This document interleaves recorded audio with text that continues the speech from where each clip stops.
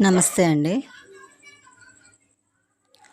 ఒకరు బాగుపడితే ఓర్చలేని వాళ్ళు మన చుట్టుపక్కలే ఉంటారని అనుకునేదాన్ని.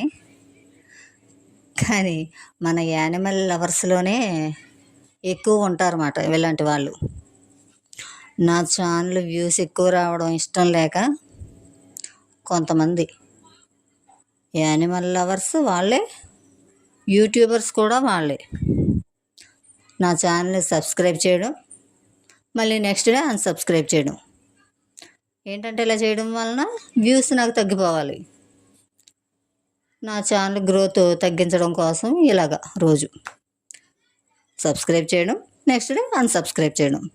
ఇలా చేస్తూనే వచ్చారు 3 మంత్స్. ఇప్పుడు నాకు వ్యూస్ తగ్గిపోయినాయన్నమాట. వాళ్ళు హ్యాపీగా ఉన్నారు. ఒకరు బాగుపడితే ఓర్చలేని వాళ్ళు మనోలే.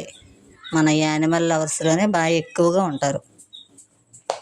ఎందుకంటే తెలియాలి కదా, నేను వీడియోస్ పెట్టట్లేదు అని చాలామంది అడుగుతున్నారు. వీడియోస్ ఎందుకు పెట్టట్లేదని. నేను అందుకే చిరాకు వచ్చి మానేశానండి. వీడియోస్ కూడా నేను సరిగా పెట్టట్లేదు. ఎవరు ఏం చేసినా యానిమల్స్ కోసమే అని అర్థం చేసుకునే వాళ్ళు తక్కువ. నేను గొప్పగా చేస్తున్నానని ఫీల్ అయిపోయే వాళ్ళు ఎక్కువగా ఉన్నారు. ఎవరు ఎంత చేసినా ఏం చేసినా అది మూగజీవాల కోసమేనండి. ఇప్పుడు నాకేదో వచ్చేయట్లేదు, మీకేదో వచ్చేస్తుందని నేను అనుకోవట్లేదు. మెయిన్ ఏంటంటే నాకు 7K సబ్స్క్రైబర్స్ ఉన్నారు. నా ఛానల్ ఏదో మానిటైజేషన్ అయిపోయింది, నాకేదో డబ్బులు వచ్చేస్తున్నాయేమో అనుకుంటున్నారేమో. నా ఛానల్ అయితే ఇప్పటి వరకు మానిటైజేషన్ అవ్వలేదు. నాకు యూట్యూబ్ నుంచి ఒక్క రూపాయి కూడా రావట్లేదు. ఎవరు ఏం చేసినా మూగజీవాల కోసమే. అది మైండ్లో పెట్టుకొని ఉంటే కొంచెం బాగుంటుంది.